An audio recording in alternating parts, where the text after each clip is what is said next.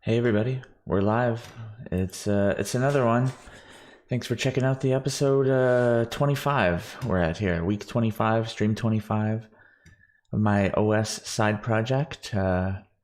Building an operating system, desktop environment, web desktop, whatever you want to call it, web OS in the browser using Next.js, React, styled components, TypeScript, JavaScript, that kind of thing. Using programming, basically. If you've enjoyed my streams in the past, or you like this one, you like the concept, you want to throw me a like, please feel free. Press the like button, the little thumb guy. It's much appreciated.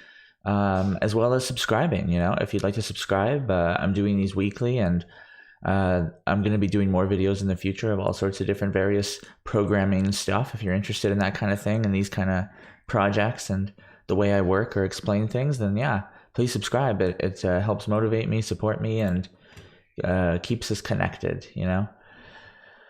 And feel free to throw a message in the chat if you want. It's a live stream. I'm going to be doing some coding, putting some stuff in, some changes that I did throughout the week coming up to this stream. Some different various cool things, hopefully, that you guys like. And yeah, I'm always open to chat in the live chat, or if you want to put a comment in after the fact, that's always welcome as well. So please feel free. But yeah, other than that, let's just jump right into checking out some of the project here. I'll give you guys a quick backstory. So this is the project so far. I've actually had a V1 where I did a bit, so it's gotten some popularity on GitHub. I got a reasonable amount, 1,365 stars for what that's worth. Doesn't convert into money, unfortunately. This was the V1. As you see, it had some Mac styling, a bit of different animations. Some of the font wasn't quite as ideal. And the one that we've got now that I'm working on is this one here. This is where we are as of today with it. And we're going to be adding a little bit to it as well today. We got a bit of a start menu. We got things like Winamp. We got Linux, if you want to run Linux on this thing. We got things like Doom here. We can open up Doom and play that. What other things do we have? We can open compressed files. Like this is an ISO here. I can double click it and open the ISO there. And that's the same ISO that I was able to open here. There's a bug at the moment that I think I just crashed it. We're going to fix that bug today. Yeah, there we go. Closing the zip files or image files. ISO files, sorry, can sometimes bust it. But I figured out why that was. So I created that bug last episode, ironically. These are the change logs from last episode, actually, too, that I used to make my last episode. Because there was a few things we didn't get to, specifically the peak window feature, which is something I really wanted to add because I'm pretty much finished it, but we just didn't get to it last episode. I'm thinking we'll just dive into it first thing this episode, and we'll do that first, and then we'll kind of get into the other stuff. But yeah, let's just jump right into that and try to find where I added this stuff. So it looks like in Taskbar Entry, I've made a folder called Peak. So why don't we just jump right into it and start there? So in what folder was that? Components, System, Taskbar Entry. And then within the Taskbar Entry, we're adding a feature that I'm calling Peak, in which when you hover over the Taskbar Entry, it's going to pop up a little window that's going to have a preview of what's going on.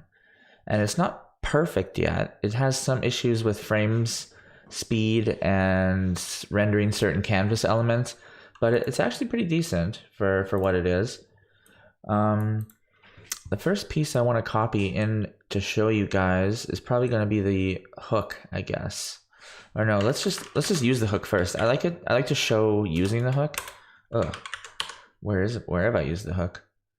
Let's go back to my code here. I'm just trying to look at the changelog from the day before, but I have this hook I made. Oh, that's the issue. There we go. Used in several places. So let's update this file first, the taskbar entry itself, because the changes will make sense if we start there.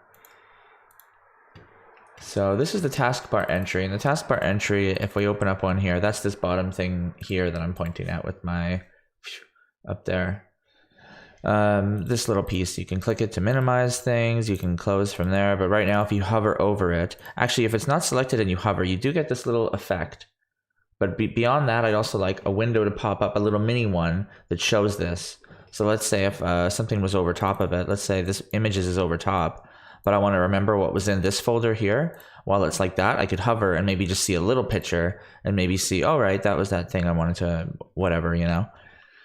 So let's get right into that. So first thing I'm going to do is do this hook that I made.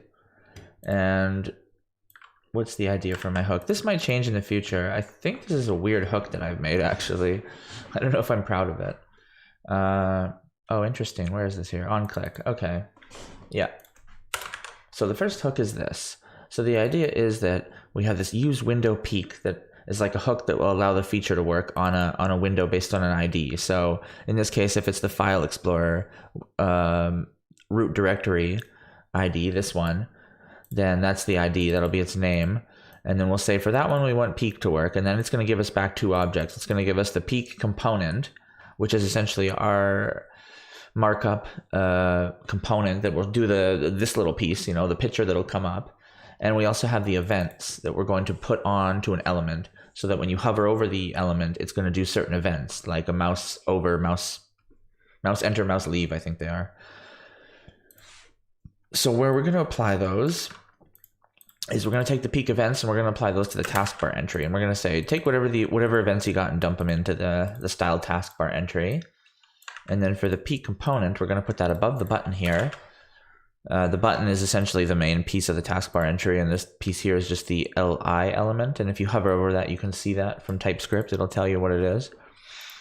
And then here's where I put the peek component. So I basically just put, if the peek component exists, then render it here. And by wrapping it in this JSX, you're essentially telling it to create the element in this position. So beyond that, I'm going to double check if there were any other meaningful changes. I don't think there were. I'm going to even do the import step as well and put this in here, even though we don't have this path yet. And now let's make that file, the first file here, .tsx. And that's tsx because it's going to have a little bit of JSX in it, which is going to be what that peek component was. So we're just going to select. This is a big file, actually. I got 91 lines. I'm going to have to explain it to you and me at the same time. I'm also going to see I got a message here from someone named Ross Carter. I'm just going to save this and I'm going to take a peek at it. Ross has said, I was thinking of turning this into an Electron package. If you turn it into an Electron package, you can boot straight into it using Debian Stretch. Yeah, that's a cool idea. I'm totally for that, and kind of setting up some build pipeline so I can go right from having this to having it in Electron and putting it on a boot CD, like you say, that boots into Debian or something, and then it almost could be an OS. So I think that is probably a down the line idea I've had for it, or hope that I've had that it could be used that way. So I'm hoping I can make it functional enough where people would want to do something like that. And that's kind of where we are right now, I guess. I need more apps still. But definitely a cool idea. And then from within that, you could boot other things because there's an x86 emulator in there. So it could be quite Inception-y and fun. Okay, so I've just dumped in this entire window peek thing, and we're going to have to discover it together because I wrote this a week ago and I'm trying to remember. So one of the main things that I utilized here was this HTML to image. Let's look at that. So HTML to image, right, generates an image from a DOM node using HTML5 canvas and SVG. So that's the idea basically, is that I'm just going to go, oh, I've already broke that page, darn it. Well, I broke my app at the moment, but you know, like the window, the little box, that essentially is a DOM element. And I'm going to use this library to kind of take a picture of it. And originally I used something called HTML to canvas, which I think this kind of is partially part of. Like this is forked from DOM to image, and maybe that was from HTML to canvas, DOM, VAS. It's like there's a lot of lineage with these plugins I've noticed, and this one seemed the most performant for what I would care to use it for. So that's the one we're going to try to use. Anyways, its usage, we'll get into the usage as we after we install it. So let's install it first. Open up my terminal here, and now we're using yarn. So I'm going to do yarn add, and I'll just put the package. And I'm not going to say --dev or anything because we need this package to be part of the main library, part of our main dependencies. So I think I'm good to press that and add it in there. And as you can see, I'm exporting the 2PNG currently. So I think I'm using an image element. So I'm taking a canvas element and turning it into like a PNG that I can put inside of an image tag and show somewhere on the page at a different scale, basically. So a lot of this we already had. The window actions are the same ones that I used on the window to do minimize, maximize, close, because the peek window also has a close button. That's another thing that Windows 10 has, is if you hover over the taskbar, it'll peek and it'll show a little preview of the window, and there'll actually be an X at the top right, at least in the version of Windows I got right now. So that's what we're going to try. Then I got the close icon that we already had. That's because it's the same one. The use process hook, because we need to do some stuff with the process. And these other ones are trivial. Yeah, React stuff, of course. A generic button to use for the close button, I guess. I don't even know what I'm using that for. Let's dig into this. What am I using button for? Oh, okay. Yeah, I know why. So the use peek hook itself here just takes that ID, the process ID, and returns this with the peek events here. So you see the peek events are mouse enter and mouse leave. So that's my way of using in JavaScript to handle the hovering part and having kind of two separate hovers. So I have like CSS hovering where it's doing that visual styling. That's through styled components. But I've also got a JavaScript hovering where I'm monitoring when the mouse enters the element, and then I'm doing something based when that happens, and I'm kind of stopping doing it when the mouse leaves that box. And also the peek component itself, just to put it somewhere in the context above the taskbar entry outside of this hook. I'm not sure if this is the most sensible way to do this, where you call a hook and then get back a component. This is the first time I think I've done this, but it seemed okay for my use case. So I haven't yet considered, perhaps the entire thing could be a component, but I need these peek events. So it's open to debate if I refactor this later, but at the moment it's a decently small amount of code, although it doesn't look like it right here. So what are some of the things we're going to need? So from the use processes, we call the process based on the ID. These things we already have. Is it minimized? Right. If it's minimized, we don't want hovering over it to show anything. That makes sense. Yeah, that's reasonable. Right. I'm trying to confirm my own. Does it make sense? You know, I wrote it that way. The taskbar entry, that is the physical element. We need to know the physical positioning of the element, I believe, for some reason. Why do we need to know it? Previous sibling.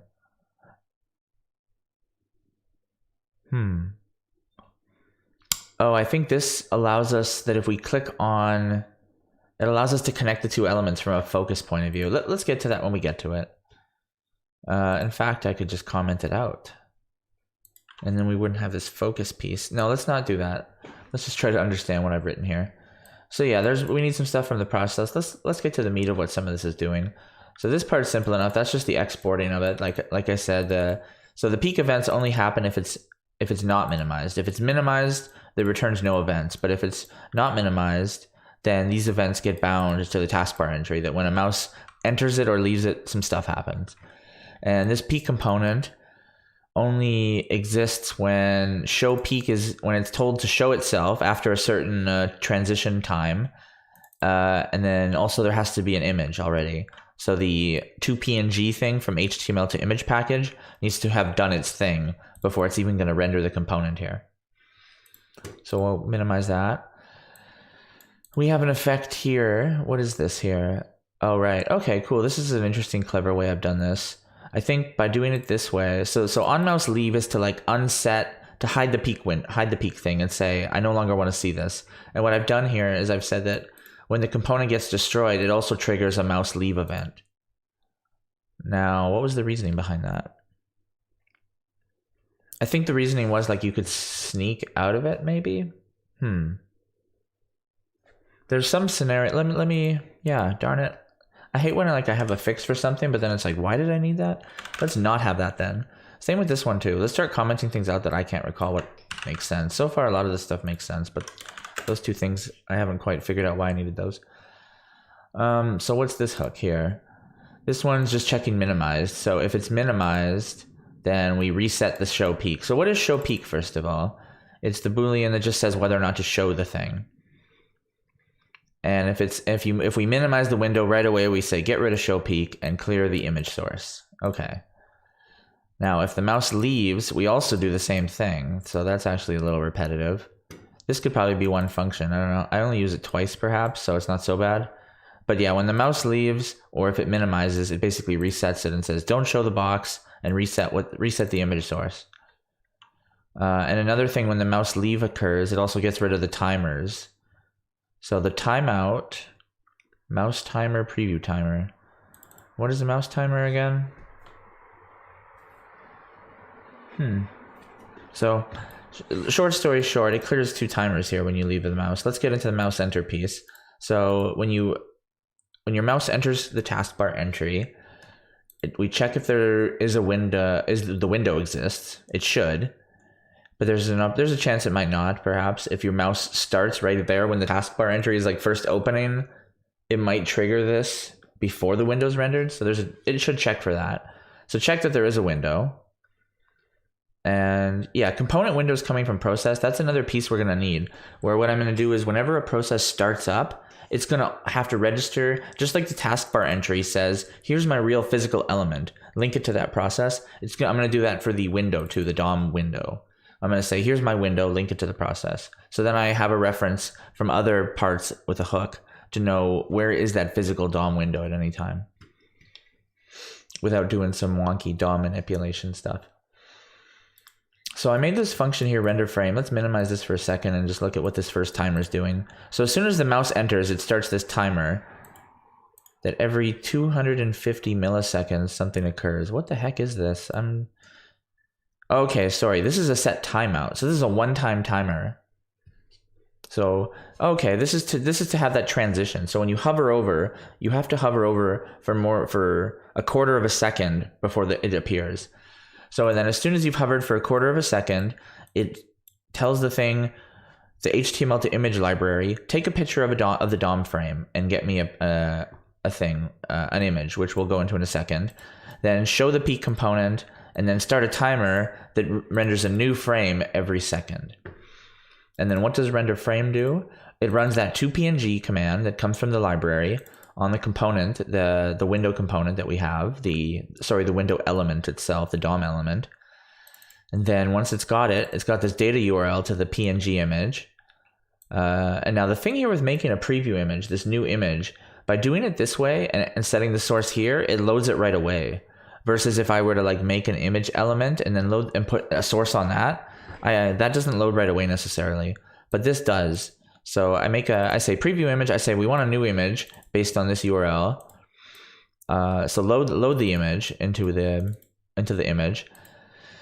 And then when it's loaded completely, we set the preview source to that data URL.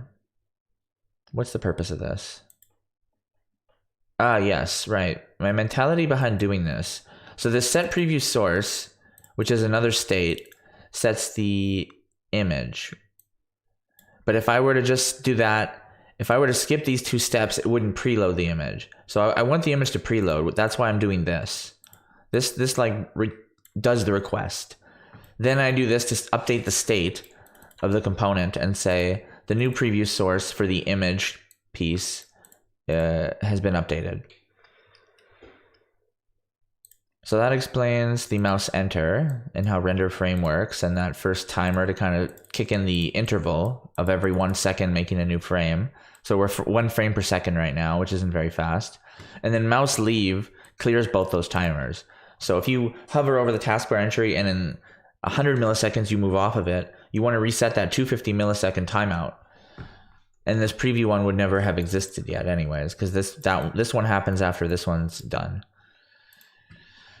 So as far as the peak window component itself, it's a styled component. It's I'm not sure what kind of styled component it is. We haven't made it yet in this case. I think it's just like a div or something like that. And it's got that image in there. And then it has a button element where when you click it, it closes the window. And it's just using the close icon. So pretty much just like the other one, like how it always is. Just like the other close button. And I have a tab index here. I think the logic behind this focus piece is that if you hover over the taskbar entry and then you click on the border of that window, you shouldn't lose any focus basically. It shouldn't minimize something or something like that. So let's see if that happens. That was the logic behind tab index too. You need tab index if you're going to do on focus, but let's just see if we can avoid either. I don't think we can. Otherwise, I think we've explained most of this. So we need to figure out if we needed these two. And now we need to figure out this component window. So we need, when a process opens, for it to essentially reference this component window. So let's go back into what I did here. So we just went through all of this file. This is the styled peak part. But what did we want to focus on? The component window? Actually, let's go to the styled peak window then first. This piece here. Let's just figure out. So that's in regards to this styled component. Let's just see what I did there. Because it definitely has a unique style, but I don't think it's too complex. Oh, the Windows isn't completely broken either.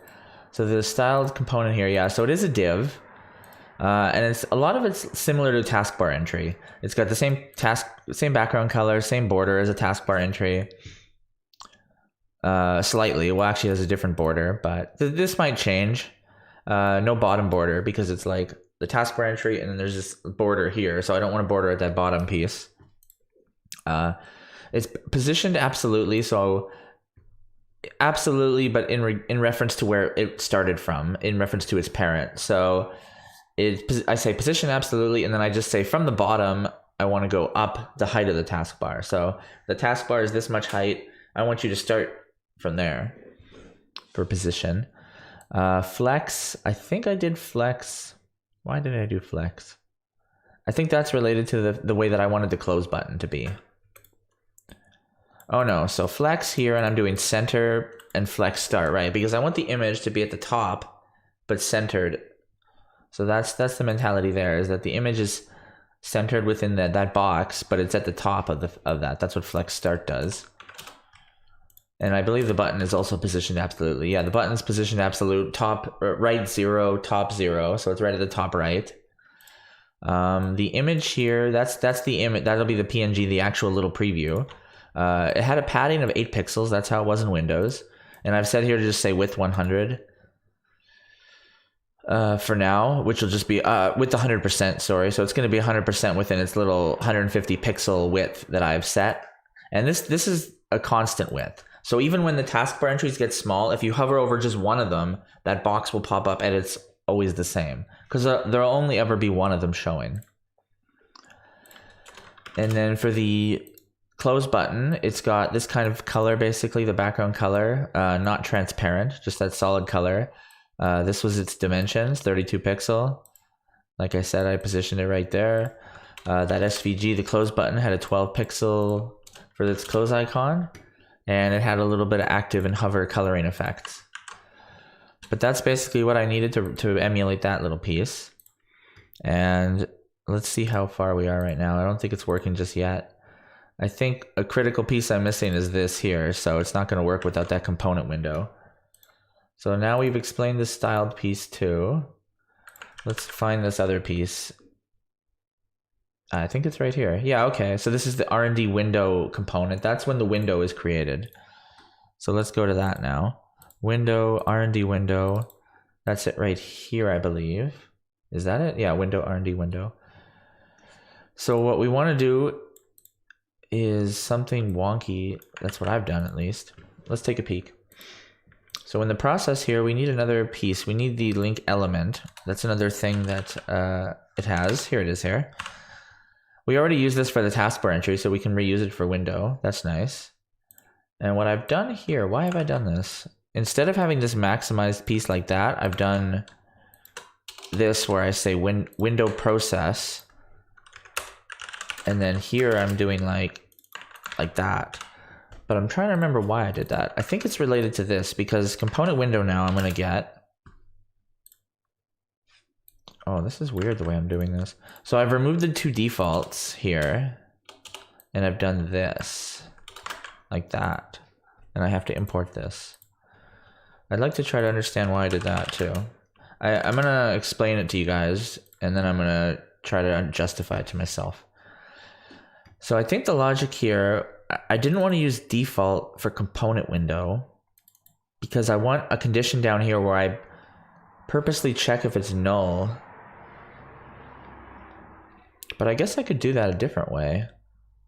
And then I could have just kept this the same. What if I do that? Let me try to not do this. Bring this back the way this was. Because, yeah, I feel like my solution was probably for a problem that I haven't had yet. So let's do this. This is what I normally do for like taskbar entry is I say undefined. So it's not complete. This one doesn't exist. This one I'm just not using.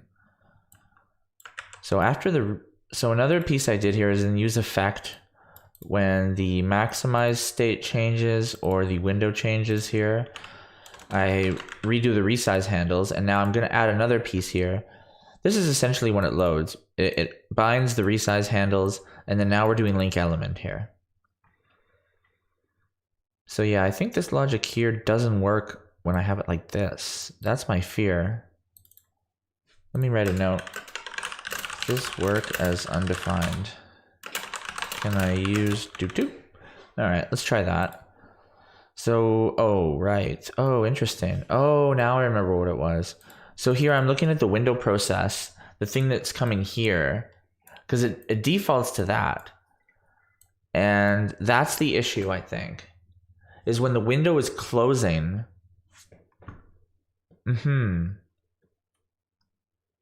Right, I think that was it. Because if I put component window here, then I have to update the dependencies here. And then when the window's closing, there were like, sometimes there would be a millisecond where the process is empty and it would trigger this. And then component window, there wouldn't be a component window there because the whole object, the whole process was empty. There was a window container, and then I didn't have this check, and it would try to do this and fail. So that was the problem there.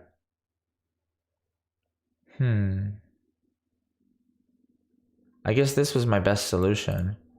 I'm trying to think of a better solution where I can know if this process existed. I guess I could do like, well, no, I don't even have the process as object here because I'm just destructing that all away.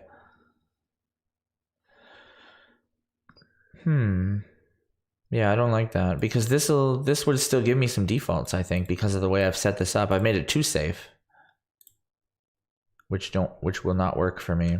So let's do what I actually had before. So I called it window process. Oops. And then I did the destructing here. I no longer needed those defaults.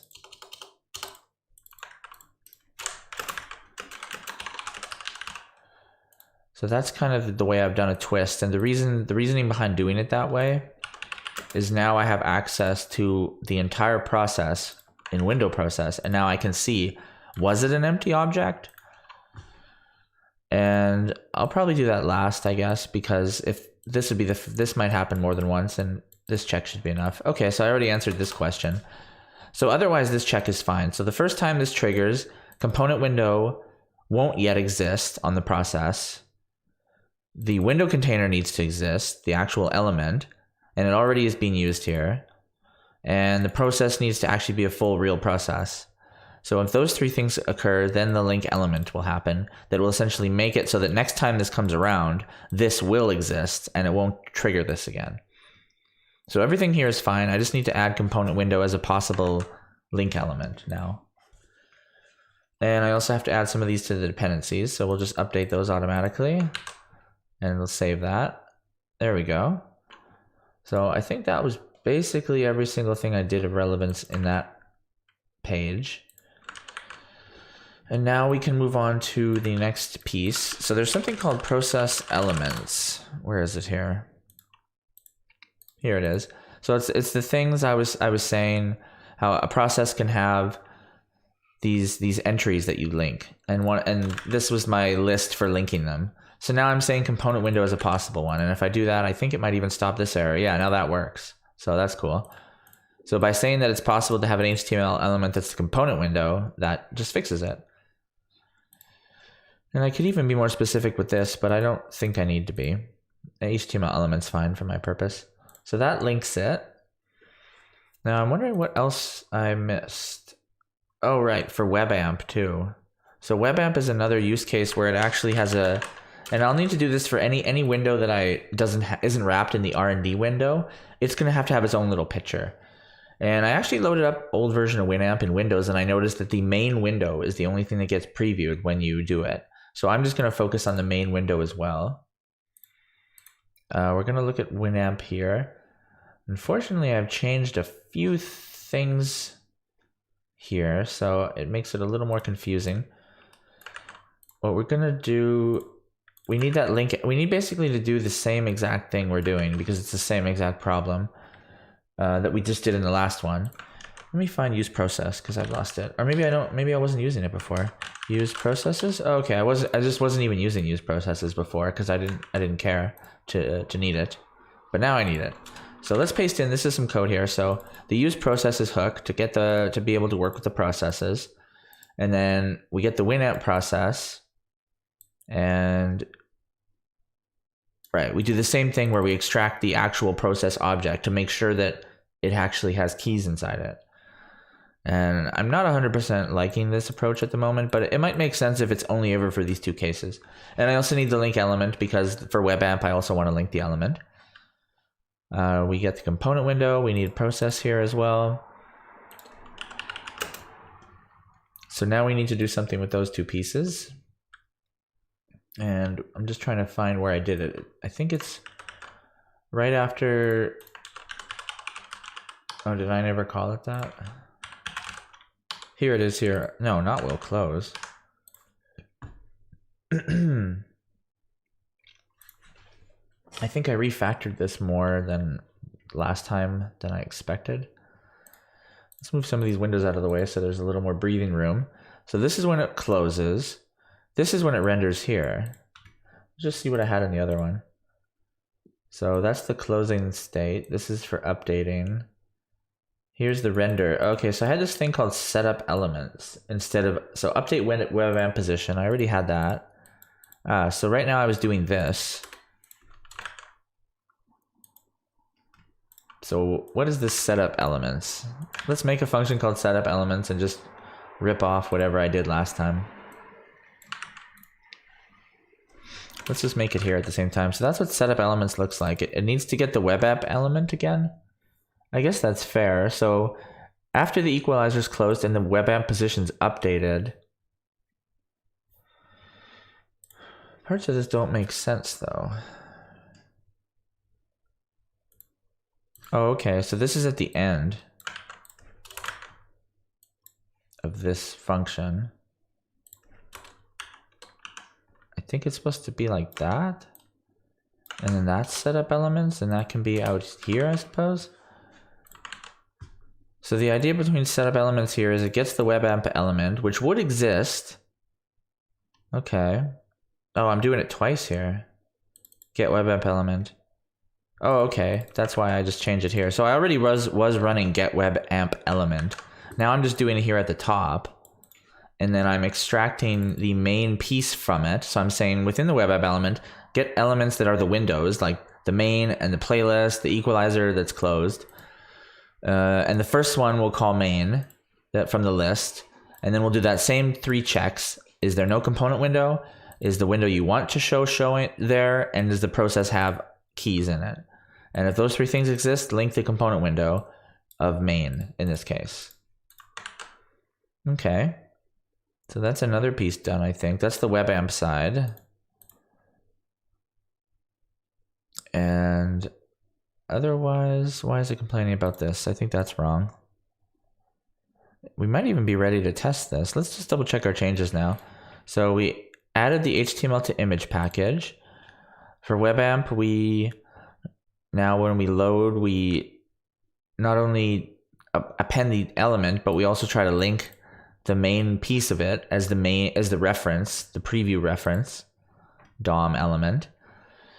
On the taskbar, we very simply just add that P component above the taskbar button, and we add the events to the taskbar entry itself for mouse enter and mouse leave from that hook. We've discussed the styling of the peak window. We've discussed the hook, and there's some commented out things that are going to be some tests we're going to do, but otherwise, it's mostly just creating that PNG. Oh, what did I just do there? Oops.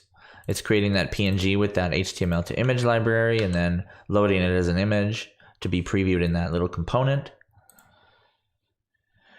Here's where the window does that hook, and then here's the type explaining it.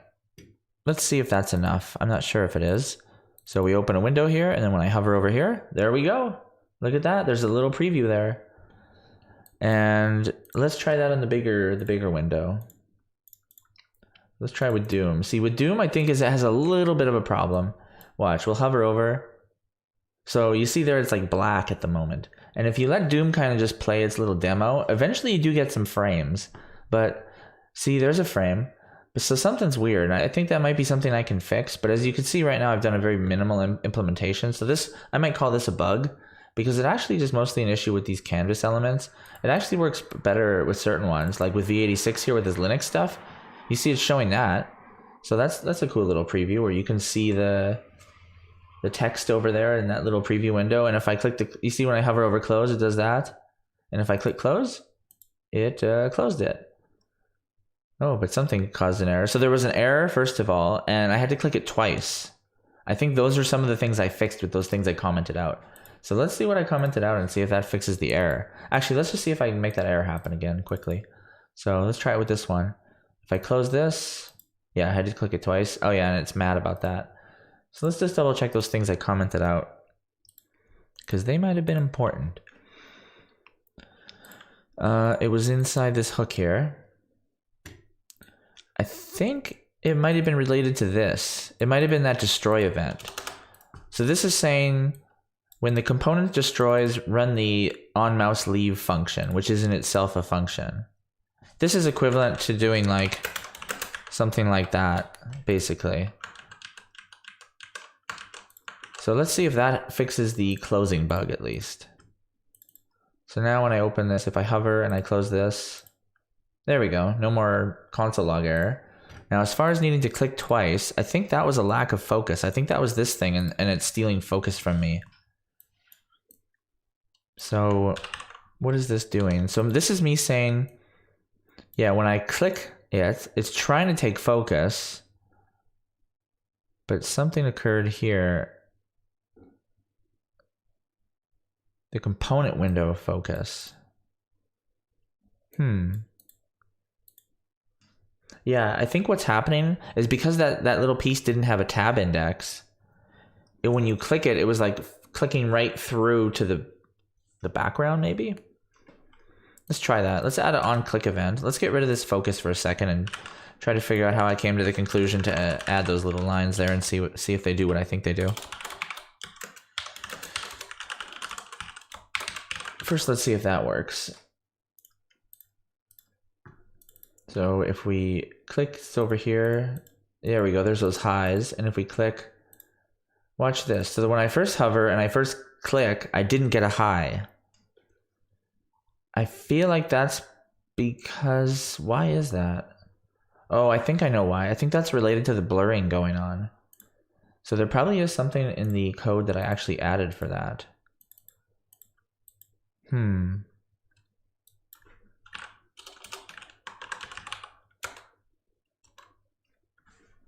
But is there? None of this looks like it. I'm pretty sure a blur event would have triggered on the window. What if I add that little focus stuff? Let's just try that experiment. Let's just add this stuff here and just see if it makes any difference. Because I don't quite remember why I needed it, but darn it, if it works, it works. So let's just try it. So let's put that back and see.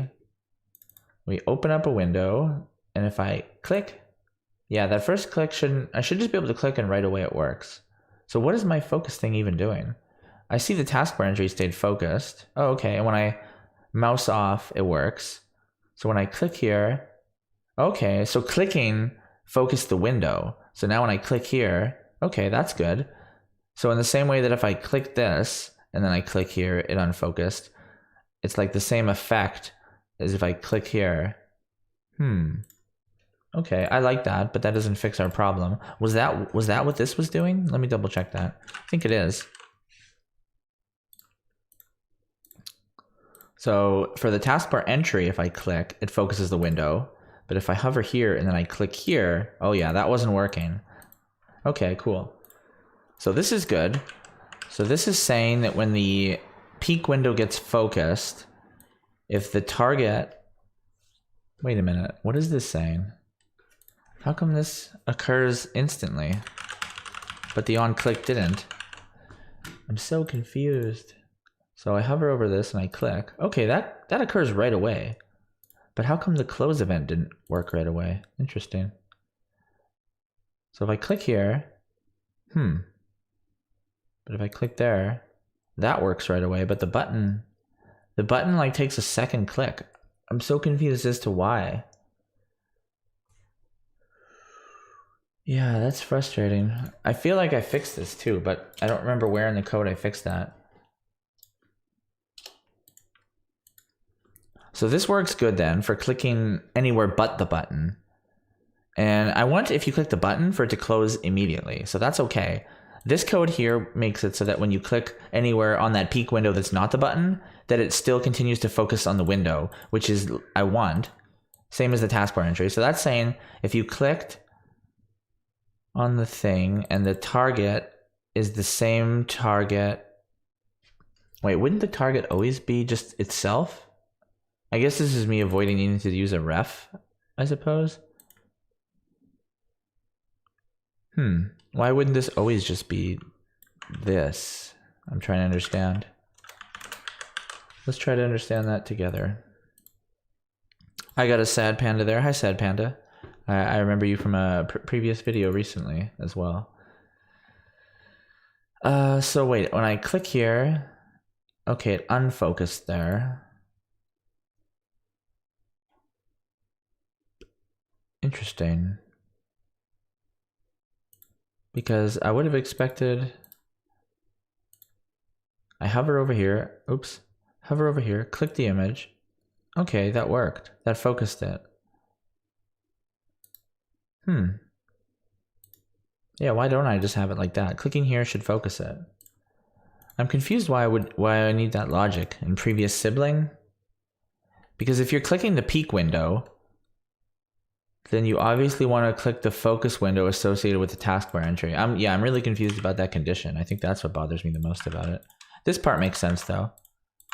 I feel like this is already exactly like what the taskbar says. Like, doesn't the taskbar entry work exactly the same way? Let's double check that. On click. Wait, what does on click do here? It sets the foreground. Okay. Yeah, I feel like that focus event is an oversimplification.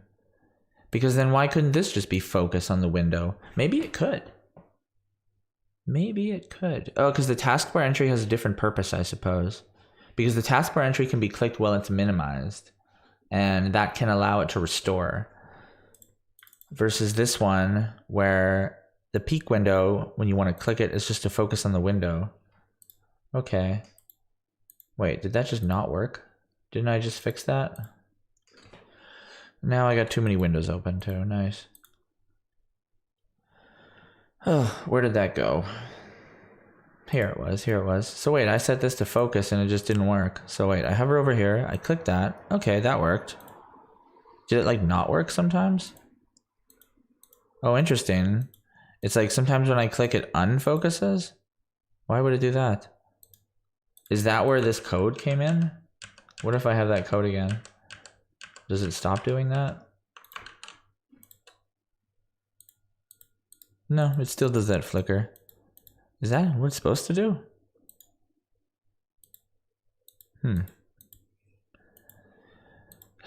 I'm confused using focus this way. I don't like it. Let's leave that alone, and let's just say that peek has some stuff that it needs to resolve, because I don't want to waste forever on this. So if we get rid of that, because I didn't really understand the purpose of it completely, we still have a pretty simple peek component for the most part. We're using that image. We have to test the web amp one too. So let's go back here and we'll log some things that aren't working. So what's working with it? Visually, it looks pretty nice. If you click it here, it doesn't work the way you'd expect, but that's okay at the moment. I'm not even sure what I expect at the moment from it. So I think that's part of the problem. Otherwise, yeah, when it's minimized, oh, what happened there? How did I manage that? Look at that one. Hey, that was weird. Bug number 43, I guess. So what did I do there? I hover over it and then I minimize. So when it's minimized, it doesn't appear, but somehow I made it appear there was some wonky bug I did. I'm really confused what I did. But if I hover over this,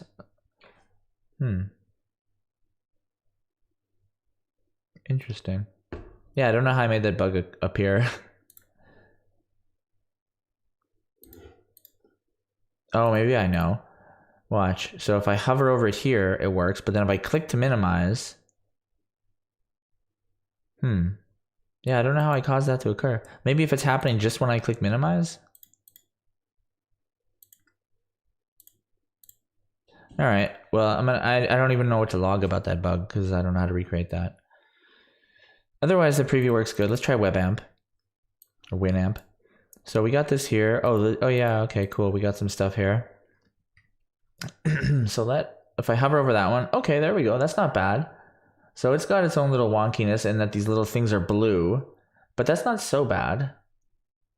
So let's make a note about some of the things that are a little inadequate about it. I've got my show notes here. There they are. So let's say this isn't a next stream thing as much as a note, but like peak window. What were the issues with it again? Winamp has blue circles. Doom FPS is black mostly, or Doom canvas is black often. And close button requires 2 clicks for some reason. Clicking image doesn't focus window properly. So it's got some issues, some things I haven't quite solved. But the effect is decent. Like as you can see, it works in those 3 cases. It does close things, but I have to. Oh, that one was only once, but that one twice. Interesting. What about like a Doom? Is that a one-time clicker? No, that's a 2 clicker as well. Okay, but that's okay. It's still pretty cool. All right. In general, that's decent. So I'm basically happy with that. Let's just peek, see if we didn't miss anything else. Let's take a look at the code one more time and just search for that component window, was it? Yeah. So we already used it in Winamp. That was it. That was all there was for it. Is there anywhere else I have the word peak? Oh, here in the taskbar entry? Oh no, yeah, of course. I already did this. I just didn't minimize it. There's no peaks left. So I would say I've implemented everything I had before using this HTML image. We got our WebAmp. It has its own picture, and it's the only app that needs that. So I've essentially dealt with all the apps right now. Any future apps, we can decide which piece of the window we want to show in preview. And that's kind of neat too, for the app itself to be able to control that. Otherwise, doesn't look too buggy. So let's say added window peak. Nice. That's a pretty big feature we added right off the top. Peak windows from Taskbar Entry. Yeah. So yeah, we just jumped ahead a bit there. Now let's go back into the Yarn updates that I like to do. Close some of these consoles. So Yarn outdated, and we're going to see what we're missing. I'm going to have a sip of my water. Looks like we got a lot. So I'm going to try to update all these. And as you notice, one big change has been Next.js 11. And we're going to get into that because I've done the upgrade, and it's interesting. So we'll go Yarn upgrade latest, and we're going to get all the latest and greatest stuff. And while we're doing that, I think I have a note for one of the first things with Next.js 11 that we're going to change is that it looks like they've started using this thing called, I mean, we use eslint, but they've started using it built into their experience.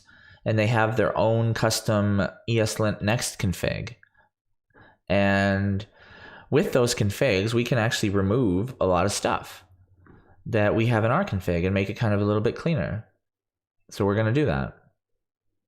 Otherwise, yeah, I think I've kind of read through it here, and I think we're just going to apply those changes and see how it goes. And it's the first thing on my list here. So let's see if my Yarn updates have finished first. We got a new FF late. We went to Next 11. We got a new eslint update, so a lot's been changed. Probably, I'm gonna guess eslint doesn't even work anymore. It might. Well, we're gonna change the config. Yeah, okay, it worked anyways. But one thing I think of note was that if I do a build, I think that fails now with Next 11 because Next 11 has eslint built into it, and I think I need to add the next part of the config to eslint. Yeah, I see it failed, and it's like, please install the eslint config next. So we're gonna do that. It's good advice. Let me just copy it here and double check that that's the one I installed, because I think there was some other piece to it. Yeah, there's another part of the next plugin. So we're gonna install two things. Yarn add dev. We're gonna do one called next/eslint plugin next. Even though it's suggesting this here, we're gonna have that one too. So the config, but we're also gonna do the plugin. And those were the two main things, and those are both version 11, I believe. Both are dev changes. Let's get those in there. And there we go. We got that one, and we got the eslint config. And now we can reduce our config size. We can undo these too. This is just those file changes never end. That's just what happens when you run a build. We'll commit those at the end. So let's get into our eslint config here. Eslint config. So I'm gonna remove a lot actually. Let me just kind of move my other window here for comparison so I can keep reference. So I kind of looked through the next config, and basically we don't need any of these environment configurations anymore. We need to add the next stuff in here, and I've looked through their config, and they kind of suggested these three.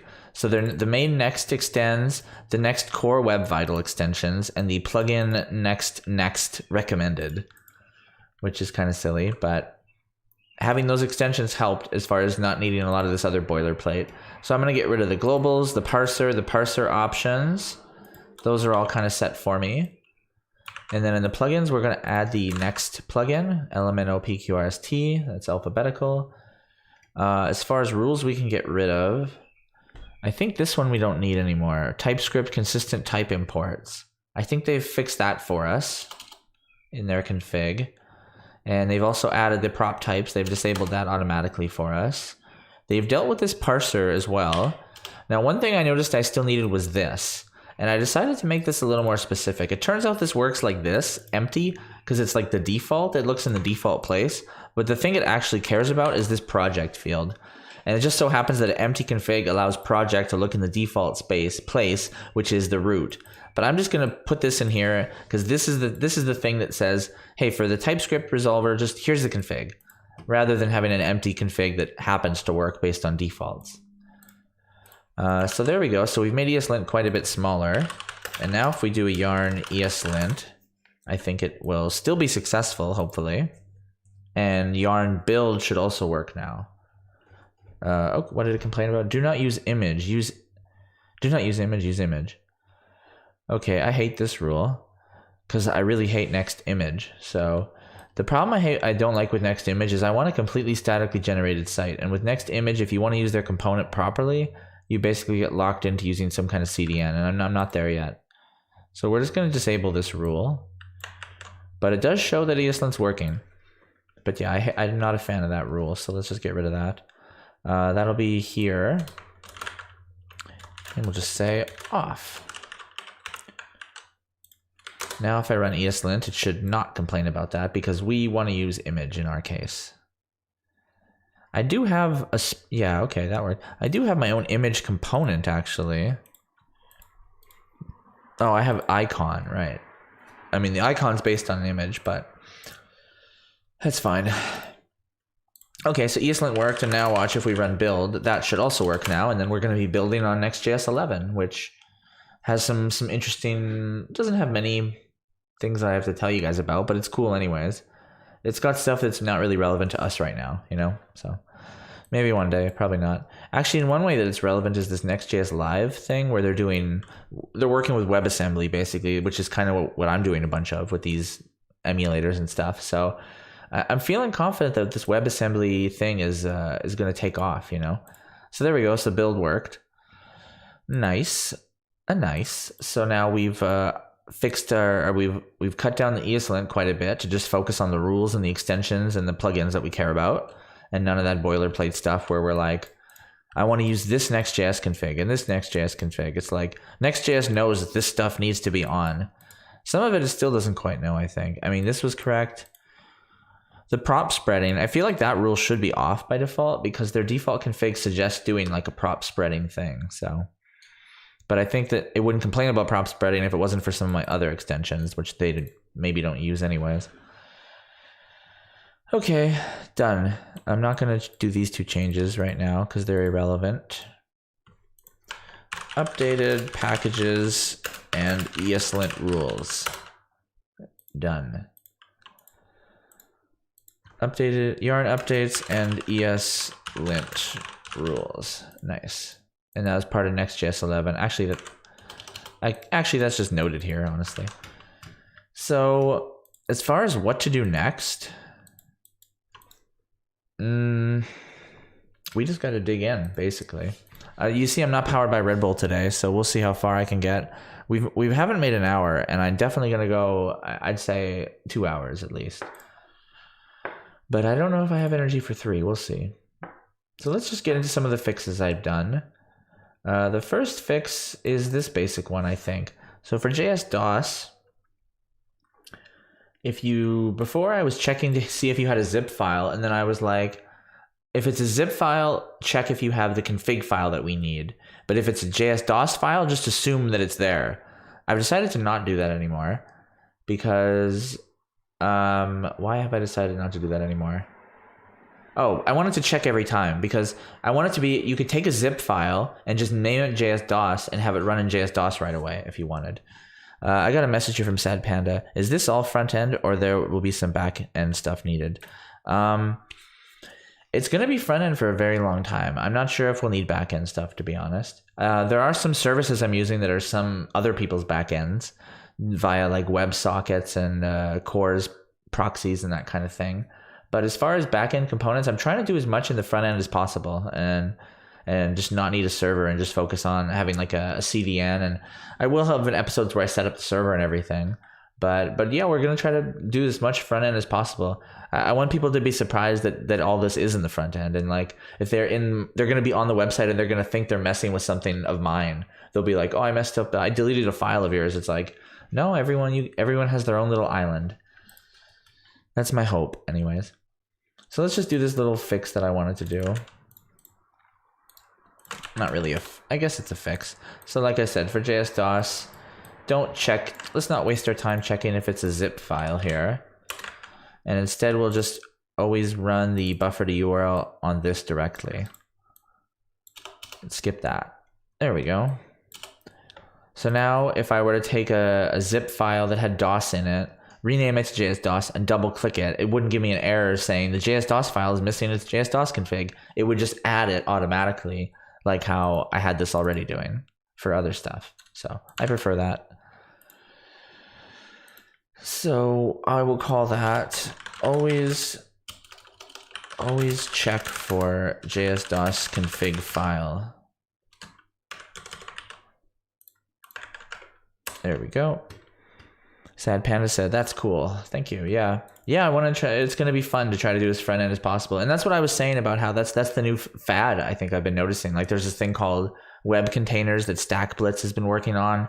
Next.js with 11 has this live that's mostly in the browser version of an IDE.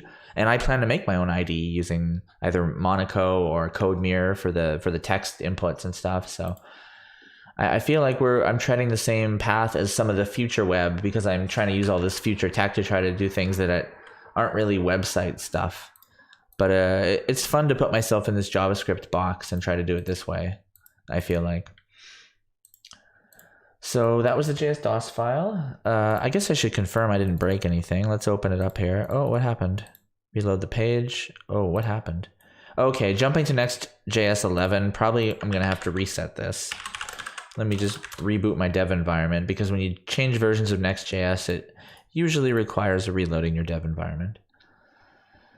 Should work in a second. And while it's working, let's look at our next change while we prepare to test this one. Okay, it kicked in. So that time it worked.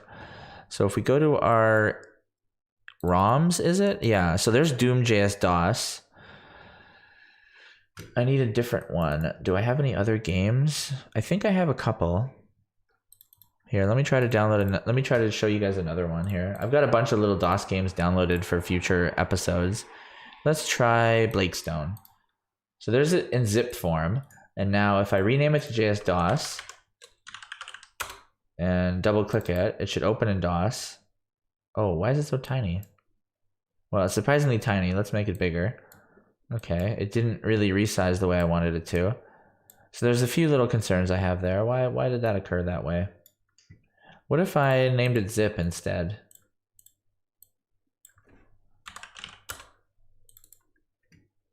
Right, then it opens as a compressed file. This is another thing I hope to get to this episode is I've added an open with feature. So I could say open with JSDOS because you know it's a zip file. I think we'll get to that very soon actually. Oh, I ran into that bug where when you close a compressed file that you opened. Darn it. All right, well, it did work the way I expected. It didn't crash. Before the code would have crashed with that old JSDOS setting. So the trick to making that Blakestone one work though would have been, I don't know about the size of the screen, but it should be like Blake or B or B-Stone. Oh, what is that? Oh, that's another issue. Oh, there's so many little issues. Frustrating. I know what happened there, but I think it was focused on the taskbar entry maybe. I need to click off here, then click here. Yeah, now when I click enter, it doesn't try to do two things. That was the problem. So there's an install file here. Oh, why'd that happen? That's a totally different problem. Weird. Oh, it's doing that thing again. Yeah, I think when it focuses on the taskbar or it focuses on something where clicking makes it minimize and pressing enter is simulating a click. So I need to stop enter from simulating clicks. Let's make a note of that actually. Stop enter from being an on click everywhere. That should not be doing that. That is annoying. So I don't care if Blakestone installs, but this worked. Basically, the JSDOS file loaded without crashing and without saying, hey, there's no config. So it must have injected it. So maybe it did. Must it have? I don't know. So as far as WebAmp, oh man, I've actually changed a million things now that I think about it. For WebAmp, I added skin loading as well and parsing of the tracks properly. Let's look at that. So if I get some music, let me put a song on there, this 3 Doors Down song, let's say. If I double click it, you'll see here, oh, it actually did load with the information. That's nice. So what was the purpose of this code and parse track? Oh, I think because I've added more information, maybe. Yeah, it looks like this is all additional code. Well, that's good. If it's all additional code, it actually is easier than a bunch of changes or seeing a bunch of red and green. If it's a bunch of red and green, it's like, oh, where do I begin? So let's go to our WebAmp functions and see what this WebAmp change is all about. Looks like let's do the skin part first. So I've got this little config file piece here. No, that's supposed to go here alphabetically. So the base WebAmp options, when you load it, I'm going to have it load these skins. And I've downloaded a few cool looking WebAmp skins that I thought were cool. This Aqua X, Nucleo, and SpyAmp is my favorite.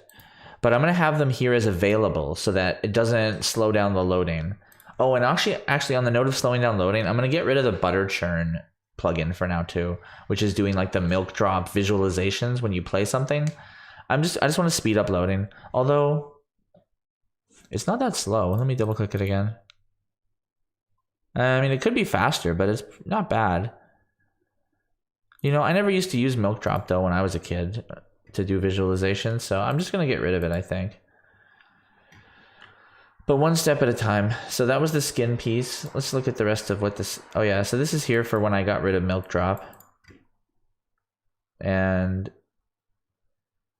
yeah, that's just for the window part where I got rid of milk drop. I made a bunch of functions here that yeah, these are all just things I made. Let's actually stop looking at this for a second. Stop looking. Before we get to the functions, let's see the other part of WebAmp that I changed here where, oh, here's more red. Oh, I made it a lot simpler by getting rid of that butter churn piece. Yeah, I basically just got rid of the 2 butter churns here. And I also don't check for FS anymore because I'm already doing the null conditional here, or the null chaining, sorry, optional chaining. So yeah, let's make WebAmp a lot more simple. This piece here, no more butter churn, so let's just do that. And then we don't need the butter churn pieces. We'll go into the library and actually delete those. WebAmp, so these 2 pieces here we're gonna delete. I'm also gonna update WebAmp to a newer version maybe? No, I'm not gonna do that today. I'm too lazy to update the libraries today because I actually build the WebAmp library from source and I want to show you guys doing that, but I don't want to do it today, so I'm not gonna. So now WebAmp is just this one library. That was that change. It looks like I don't need the focus on load. Why did I get rid of that? Or did I consolidate it here? This is a larger change. Yeah, I had on load that it was trying to focus. I don't think that's necessary, actually. Because I already had some other code doing exactly that. Yeah, that seems pointless. So here I already had, based on these conditions, this should occur. So I don't really need this to occur again on load. So let's get rid of that. And then it looks like I've changed this to be 97 times more complex for some reason. Is this in regards to the skin? Oh, it is. It is. Cool. I think this is also to handle URL changes. So if we go back to the browser, let's say we have 2 music songs, not just songs, but music songs. Assuming I remember where the heck I put my music. Do I have music? I've got a couple MP3s from back in the day. There we go. So if I double click this one, it loads, but then if I double click this one, you see nothing happens. But it actually, Winamp did detect that something was going on there. So that is where I needed to change the code here to be a little more focused on a few different things. So instead of this, we're going to have this. So now this is more of a URL loader. Is that true? Wait, did I just remove the wrong thing, or did I not need that?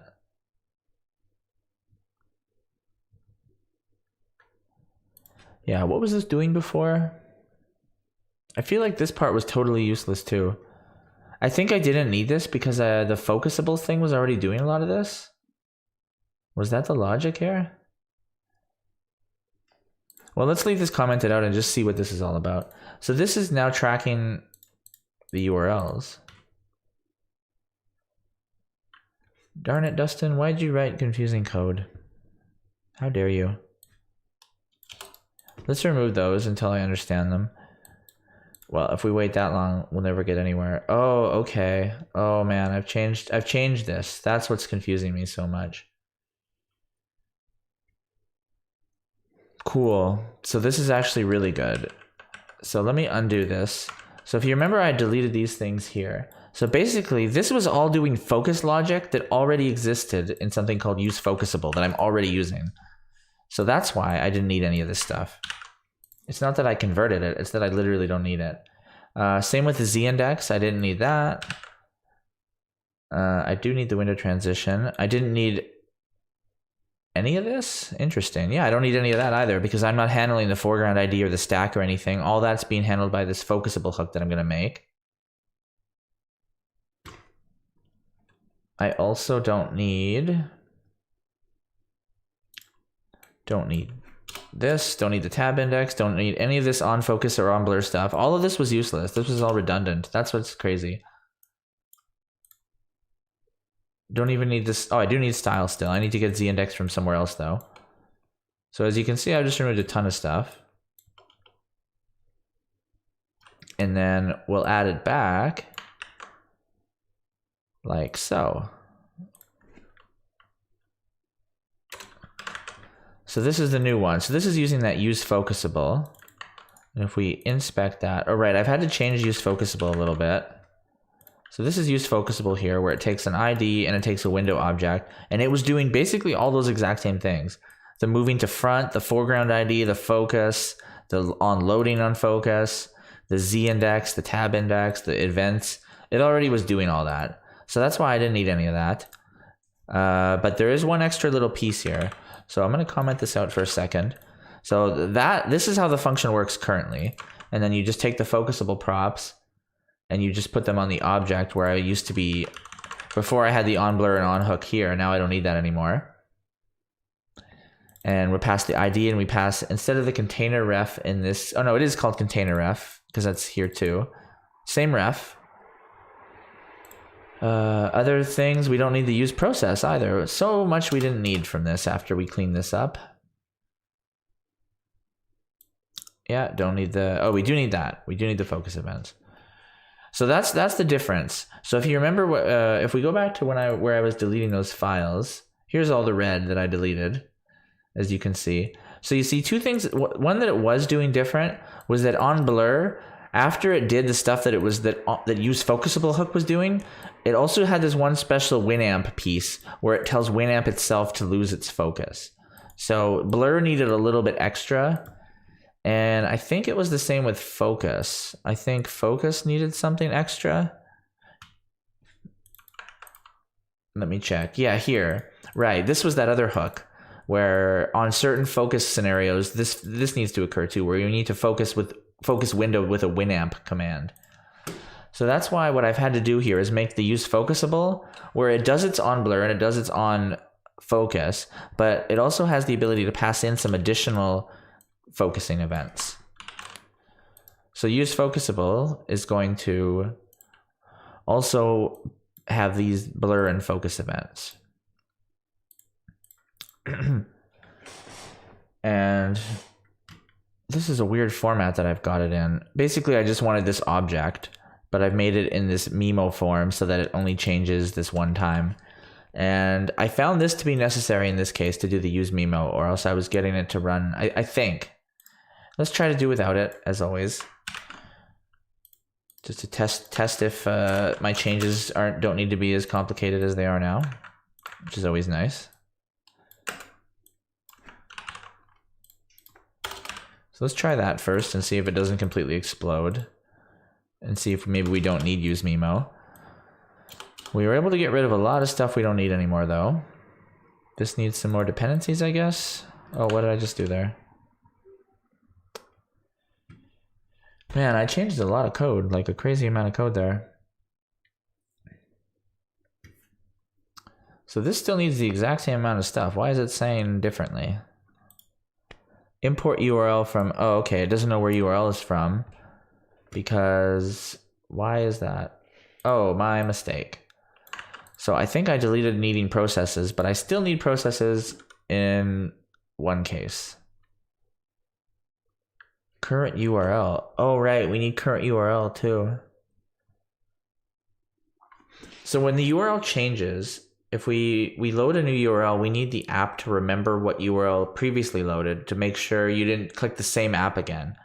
Because if you click the same file twice, we don't want a second event to occur. I don't, at least. So for that reason, I've also added a current URL state. So let's paste those two in here. So we had to get the processes still because we still need to know the URL that the process is updated to.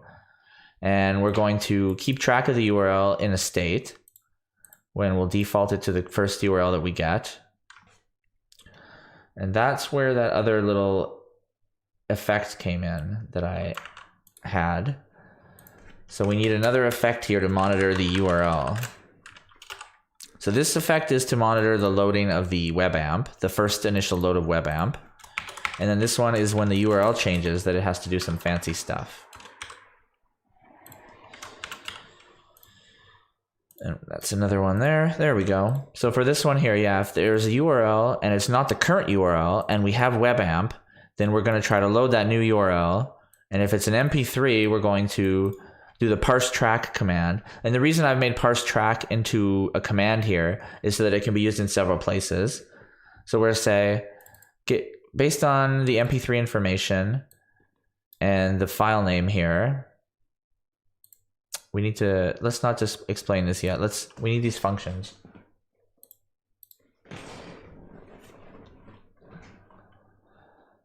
So let's import this first, use focusable.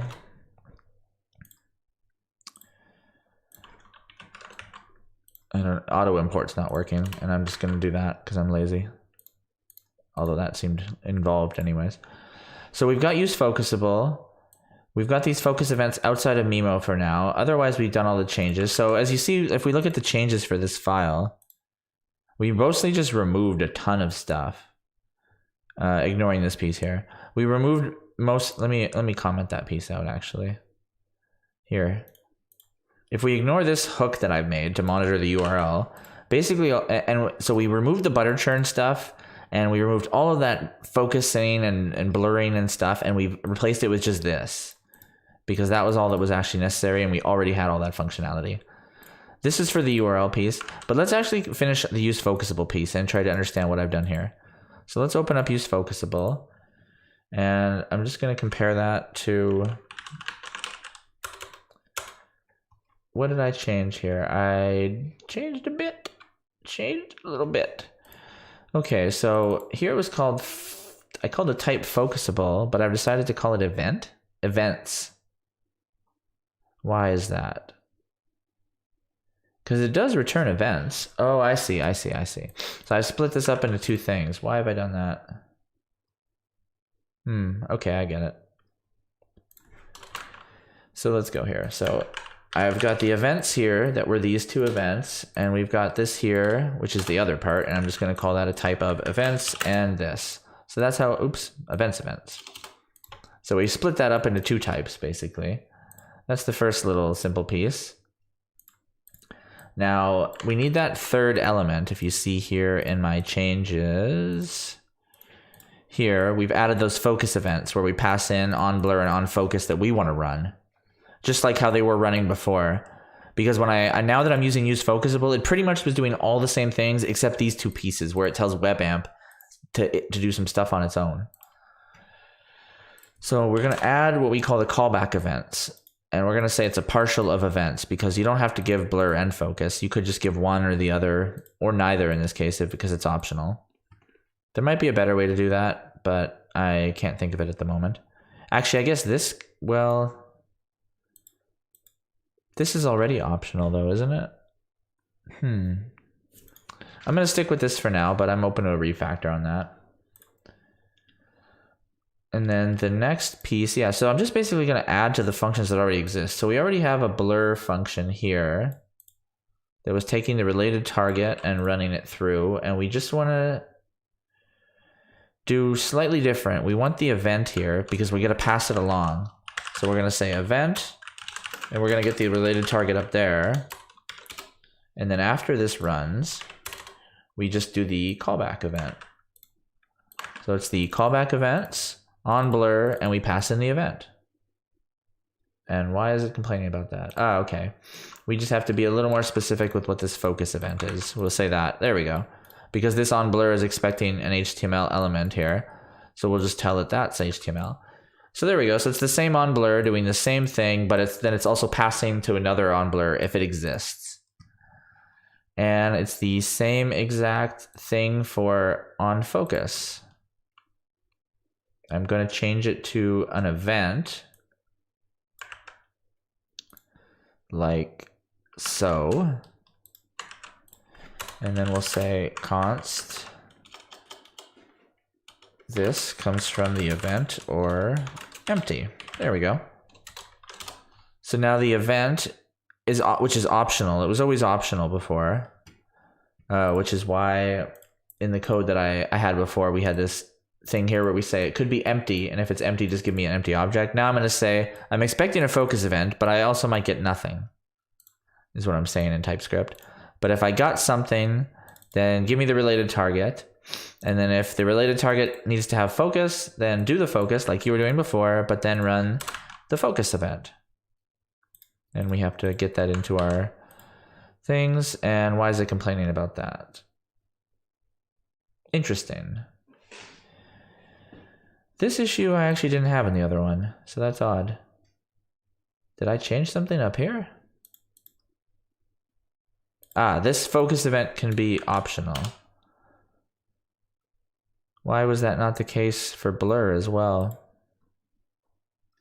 Oh, right. Because for blur, this is always defined as this is a legit focus event, whereas move to front is being used as a focus event, but it's also being used here as a direct call. So I think that's the only difference there. There, so that changed the use focusable to work the way I want, which means this is fixed now. So we still don't know if we need to use Mimo though. That's still in limbo. And this was the current URL thing, which we haven't set yet. Do we have enough at this point to try focus? Let's try it. I think we do. So if we click here, so there we go. We got to zoom in. And if I click here, nothing. It's not losing focus properly, so that didn't work. Could it be the Mimo thing? Let's see. So let's do this instead. And remove that. And get Mimo back in here. Refresh this. Now let's try. So now I open File Explorer, then I open this. Oh, cannot read property get presets. Oh, right. I got rid of butter churn, so we need to finish that up. So let's go to load web amp here, and we need to undo a little bit of butter churning here. The milk drop stuff. So in here, I changed a lot in web amp, man.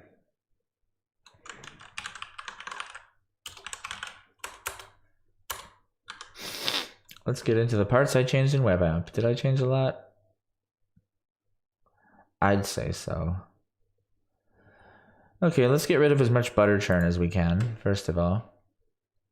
So before we start importing stuff, I just want to try to find, here's some of it here. So that we don't need anymore. We're not going to use that. I don't know if we need the z-index piece anymore either, honestly. Do we? Oh, sorry guys. Let me jump back to the code there. So I got rid of that butter churn piece there. Let me just search for the word butter and see if there's any more of it. Not really. Oh, I had caps there. Didn't make a difference. So in the Winamp options also, we don't need that butter churn piece. And we don't need any of this. We're getting rid of that. We're getting rid of the being a milk drop position there. Any milk, any butter? Nope. Okay, we remove that piece. So this here is where it's parsing that track. This is where I wanted to make that function called parse track. So far we just have the base web amp options, and we just have the skin. I think that's what happened here. I don't need z-index anymore because I'm doing all my own focus setting. So we'll get rid of the options there. And no, we won't. No, we will not. We're going to have to go one by one for these web amp changes because I just changed too many darn things, unfortunately. So it's no longer a promise. I've renamed this. Let's just go one by one. So I'm no longer using a promise here because I'm going to move parse buffer out into like a then system instead of using the async and await. We're not going to use that anymore. I've decided to call file name URL, it seems. I think that makes more sense because I wanted to pass the entire URL actually. I think that's what I'm doing here, in fact. Yeah, I've switched to passing URL, which I believe was not the case originally. Yeah, I was passing base name URL, but I want the full URL now. So because I want the full URL and that's what I'm passing, I'm going to rename file name to be URL now. And we need to make that parse track piece. So I've gotten rid of options. I have run web amp. Is that a thing I have? No, it's not. It is now. Oh man, it's crazy how many things I changed. Sometimes I really gotta get a little better feel for changing less and doing smaller commits when I'm not around you guys so that I'm not confused about what I've set up and what I haven't set up. Yeah, like what did I just paste in there? I don't know what that is. I'm tempted to just copy what I had because I'm confused. I've made it into such a big function that it's intimidating now. Let's just take it. Let's just take the function as is here because I'm not going to be able to make progress on showing you guys my changes in some of these. So use web amp now looks like that. Let's look at what I changed. So we did the things I said at first. We switched that to URL. We don't need to set stack order anymore. Let's try to dig into it. So why did I have this run webamp command?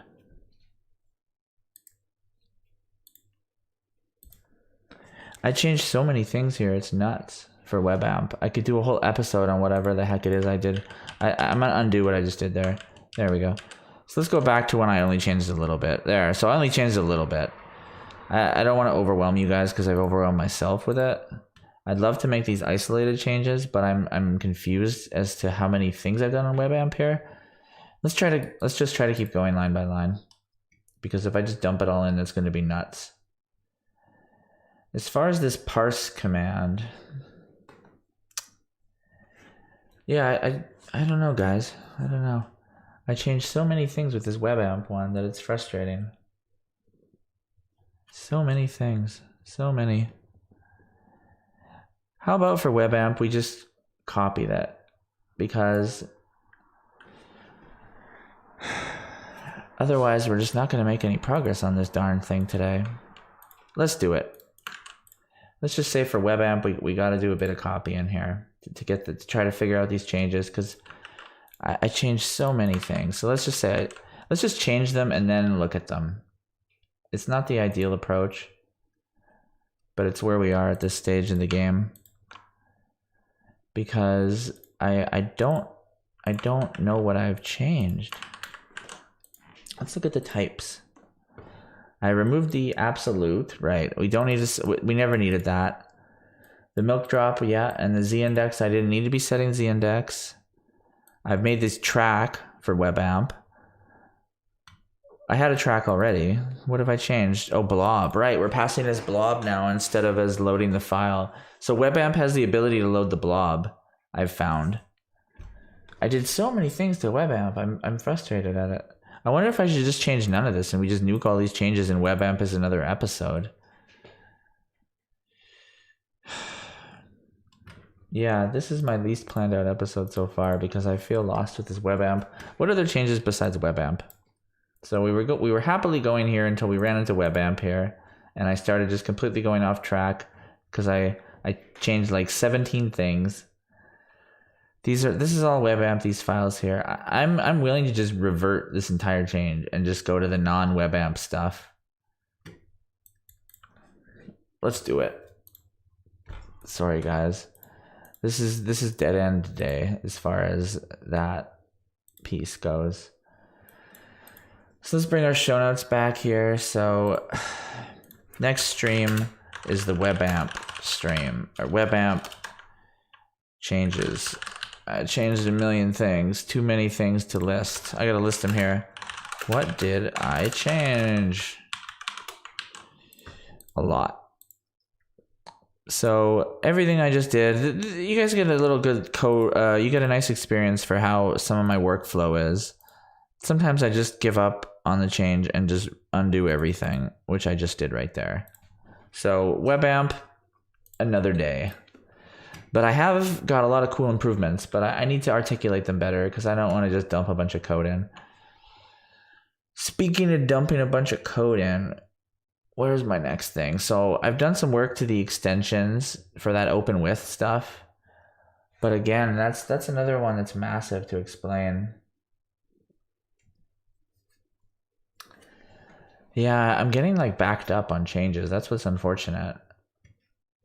This is the selection piece. I've decided not to do the selection piece this episode. So that cuts down a tiny bit. Yeah, that was all selection stuff here, I think. And let's try to do some fixes. Let's try to find some bug fixes, because I'm overwhelmed myself with the amount of absurd changes I've done.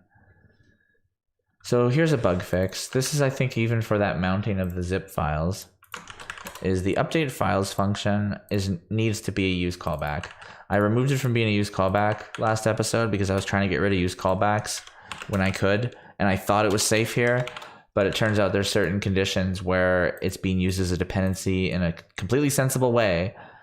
But I tried to not make it that. And it caused havoc. So let's try this. So now if I open this and I go to images, I open that. Now, if I close this, I should not get a console error compared to getting the console error. Close. Yeah, you see now I can close it and open it fine. So that was what was causing an issue before, because unmount had something to do with update files, I believe. I think that was what was going on. So need use callback for update files. That's a nice little bug fix. I'd like to get these bug fixes in if we don't get to the web app stuff. This is some kind of really minor change. I'm not even sure what this is. On the file entries, oh, right.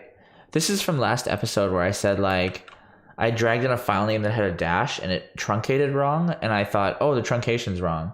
But it actually wasn't the truncation. It was just that I had 1 pixel too many on my width for my entry. And if I cut it down 1 pixel on either side, it actually, the file name fit the way that it was supposed to be fitting. So let's just do that again. Now, if I could remember the file name, I would drag it back in. Oh, I think it was one of my show notes. Let's try it here. Watch. So I'll drag in this one. So you see here, so we get 06-19-21 on the next line. But if I go in here and I just make those 1 and 1 pixels on the side instead of 2 and 2, there we go. Now it's a one-liner. So it's tight, but that's how it is in Windows, and that's more correct. So let's just do that. So fixed file name truncation issue.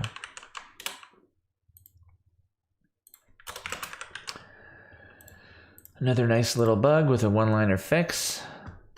This is for the selection stuff. What is this for here? Component padding. Oh, this is for the sidebar. Right, that's another thing I did. So the start menu here, if we go to the start menu, these buttons, when you hover over them, are supposed to like pop out and have some text appear. And I've got that working, and that's this piece here. But I think it was based on a few other pieces. That's selection stuff again. This is the chevron right for my open with. Did I ever get the open with stuff done on my old branch? Let me see. So I have another feature where you can right click a file and do open with now, and I don't have it here, so I obviously have not added that yet. That's part of the chevron right. The chevron right is that little arrow, so to know that you have a nested context.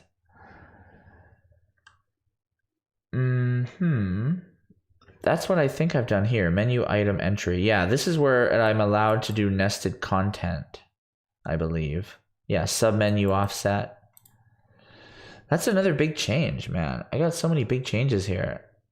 I think next week I need to do like just refactors, only refactors, and then focus on getting this list right so that my next stream we can go over this and get caught up.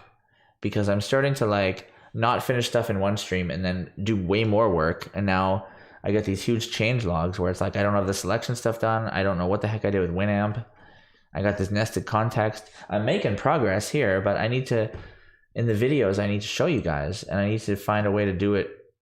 I almost need to slow down, I guess, because I've got so much that I've overwhelmed myself in what to show you guys. Because this is, yeah, the menu list. What is this menu list? Right. I'm going to reuse menu list actually for the, you know, like when you right click, there's a context menu, but also on the top menu bar, like file, help, and you click and that shows a menu. I've decided that menu is basically identical to the context menu, and I'm just going to reuse it. It has some subtle differences that you can see in certain apps, and I might even just make a toggle to do that, to show it, because it's very reusable, I think, otherwise. So this is all the nested menu stuff, but boy, is there a hefty amount of it.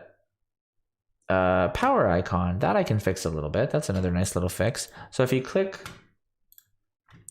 here and you see the power icon, this one here, it basically just looks a tiny bit thin. And I found out that if I can adjust the stroke, I can actually make it a little bit thicker. And I found that the easiest way to do that is directly in the SVG here. Is what I can do is just use the theme to add stroke. So basically I'm just going to paste you guys the new one here because it's not a big difference. So basically I've just added use the theme to get the colors and then take the main text color, which is the same color I'm using for the rest of the button. And I'll just use that color here to color the stroke width. And if we set the stroke width to 0.5, that just made it thicker in just the way that I liked. Where it looked it looked a bit more colored properly. And we need to import in the use theme hook at the top here. There we go. So now our power button is like a very cool little custom SVG that also uses the theme color. And now if we show here, you see there, it's a little bit thicker. If I were to comment this out here, it might be hard for you guys to notice. Or practically impossible. Oh wait, maybe because I'm zoomed in here. There we go. That's 100% zoom level. So there it looks a little thin, I think. And then if I do that, boy, now I'm questioning whether it makes. Maybe just doing this was all I needed. What if I comment out both these things? Oh yeah, I think it's just setting the stroke is all I needed. I don't think I need a width even. Even just setting the stroke makes it just that little bit more white in the way that it's better. Okay, cool. So I still want to pull in the theme because I don't want to just say it's always white. Maybe the power button will change colors, you know? It'll have to be linked to this text, but that's okay. But the text could change colors and it will stay with the power button color. So yeah, so made the power button more solid white line. That's bad English, but too late, it's committed, so. All right, so we didn't need stroke width, but we needed stroke there. This is getting to the sidebar again. So the sidebar, the nested context menus. What other things? Heading here. Oh, okay, right. I've also made this more bold, I think. Heading. Oh, I've added a few things here. My energy level's low today, guys. I'm sorry. This focus one here, I think we're gonna get rid of. We're gonna minimize. We did that. We did use focusable. This here, all right. This is part of the nested menu. There's so many complexities to the next two tasks that I don't know. Like if I were to jump into nested menus or WebAmp or even the sidebar, each one of those is like 1 hour of discussion. I feel like so. I hesitant to jump into any of them at the moment. Here's another little minor one. This is from Next.js 11. I saw that they had a suggestion now about how to type this file. It's pretty minor, really not necessary, but it did make me catch a bug, I think, even. So there's a few files that need to be JavaScript. I'm not going to worry about typing this config file or this setup file, but I'll do the Next.js one because they have a suggestion for it, so why not? So it has to stay a JS file. That's just the way it is. But I can do this, and it actually counts as TS check. So now you say TS check this file. Here's the type, and the type is basically the next config. So now these things will be correct and properly typed. So now if I were to do like experimental, it knows about experimental.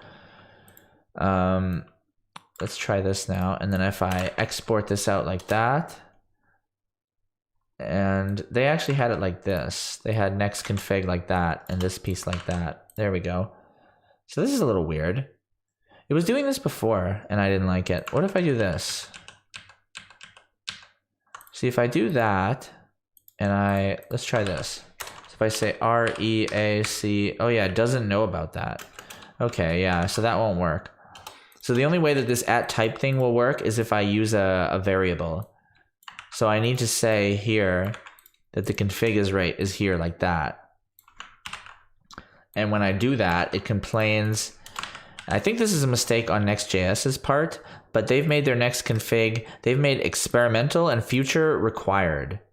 They should have been optional, but that's a mistake they made. If we go here and we dig into the config, I see that they did it. Where is it here? Yeah, future and experimental, they don't have the question marks, but everything else does. So when you do what they're suggesting here, you do this, it starts to complain. If you have very strict rules like I do and say, hey, these aren't optional. So I'm going to make them empty. and that stops it from complaining. It makes this a little more robust, but at the same time, I don't mind because it kind of shows you the structure of Next.js. It's like there's a flag, and then there's these two like subheadings of experimental and future flags that you can do. So the main flags, the future ones, and the experimentals, it's all kind of listed right there as to where they would be. So for that reason, I like it. Oh, I just resized this. Darn it. There. Oh, I resized it again. There. Next.js config file typed. Type checking. There we go. Some hardcore type checking going on here. I've also added a lint command, but I don't think I'm going to do that again, so let's not worry about that. These are all just package updates, which we did. These are the file system updates, which I don't care about. Butter churn, we haven't done the web amp stuff yet this time. I added this demo music. I should do that again. This is the Winamp. It really whips the llama's ass. You know, that music. Let's add that again. That's a simple one to add. So we'll just go into our public we'll make a folder right in here actually called MP3. Is that what I named it? Music, I called it actually. It's not music though. I'll call it music.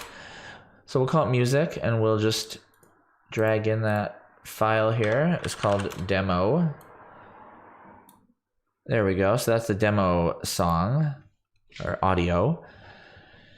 And then if we do yarn build fs, it'll build the file system. And now if we open up the folder, we should see it here. Maybe if I refresh, I will. There it is, music, demo. And there we go. It says DJ Mike Llama intro. And it's got the music there, and we still have butter churn at the moment, which is kind of neat. That was all the audio. It was a short one. But yeah, that's pretty neat. So I think that's a basic, simple one. So added Winamp demo MP3.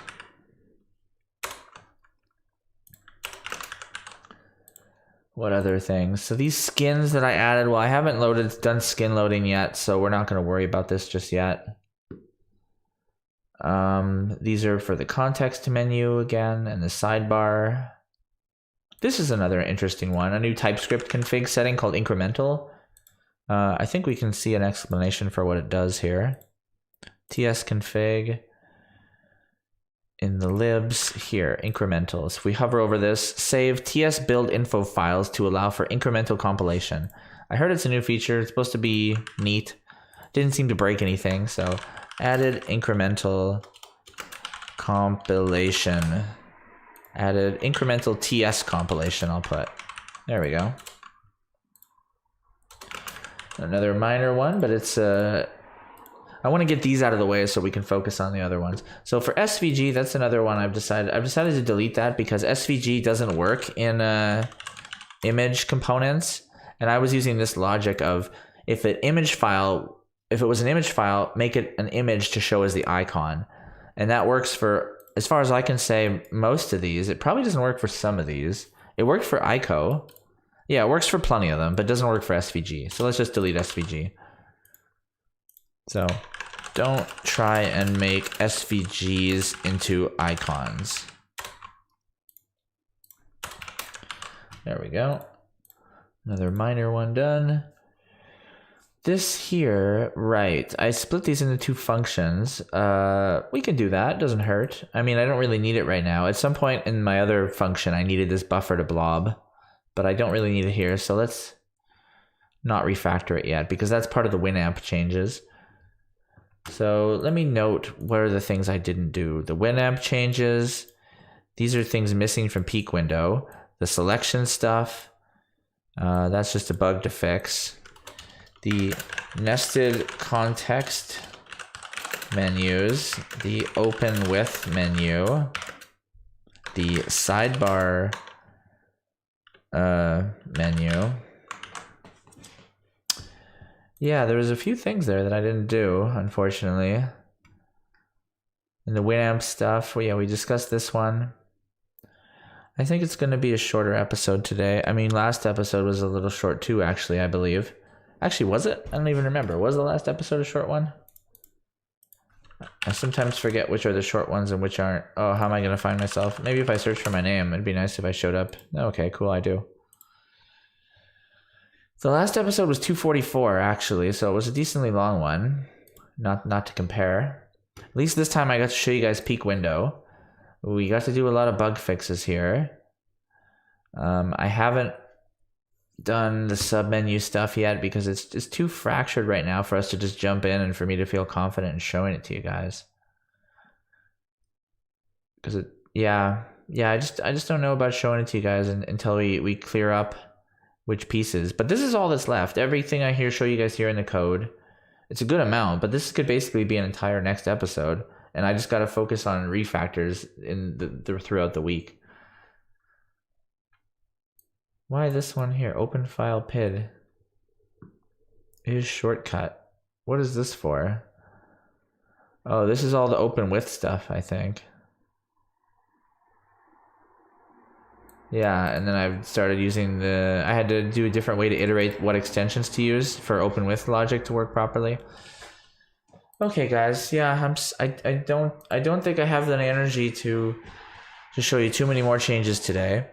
We've done an hour 45, which is decent. It could be better, but I'm not sponsored by Red Bull this episode, unfortunately. So I think that's kind of draining me a bit. I had a beer earlier, and I haven't drank in like 6 months, so I think that's kind of slowing me down a bit too. But no excuses, I should probably have more. But next stream, I'm gonna have the things I mentioned that I didn't do this stream. Plus, I'm going to try to do more bug fixes. All the red stuff over there, I'm just going to focus on red items this week and sharpening up what I've already got so that I can properly explain it to you guys. And then next week, we're going to have a 3-hour Red Bull fueled extravaganza where we finish off. What is it? Let me just go back to our next stream as a notes again here. Where did it go? Gosh darn it. Oh, here it is here. Right, so for WebM changes, we're gonna load the skin. We're gonna optimize the way the buffer loads. We're gonna be able to double click to load multiple files. We're gonna fix the focusing stuff because I never properly fixed that. But we're gonna remove a lot of the focus logic, and we're just gonna have less necessary. We're going to have nested context menus. So when you right click and we're going to have an open with one that allows you to open, let's say an ISO, you can open it in File Explorer and look at its contents, or you can open it in JSDOS or x86, and load it like an OS image or something. So we'll have an open with dialog that's going to have a little arrow chevron. And when you hover over that, it's going to have another context menu. And we're going to reuse the existing menu structure because I found a way to do that. We got peek window now. So now when we hover over a taskbar item, we get our little preview. So that's kind of cool. Get a little peek. And that's working at the moment. We're going to work on the open with menu. That's part of the nested context thing. We're going to do a little more on the sidebar here so that when you hover over, we get it to slide with the text. We don't have that right now. And for peek window, these are just bugs, but we'll note them.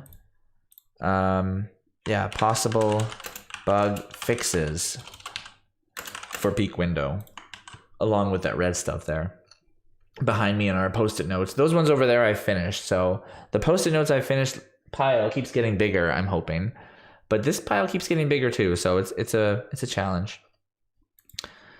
And those are the main things we'll focus on. And the selection thing, I still don't have the selection part perfect. Like I have it where when you click down on the desktop and you drag the mouse, you can make a little square, and it's a nice square. But if you drag that square onto the icons, it doesn't really do exactly what you'd expect yet. So I'm still working on that, and for that reason, I haven't rushed that piece. But that gives you a little bit to look forward to next episode. We did a bit this episode, and I thank you guys for tuning in. I hope I had enough energy for you, and I'll try to be a little more energetic next time. I forgot to mention I completely shaved. I don't know if you guys saw. I was the mountain man last week, but I'm back to baby boy style here, partially. I got a little bit of a shadow. Anyways, if you like this video, please throw me a like. If you want to subscribe, please subscribe. I need more subscribers because the more of you guys I have, I'm building an army of people that are interested in this.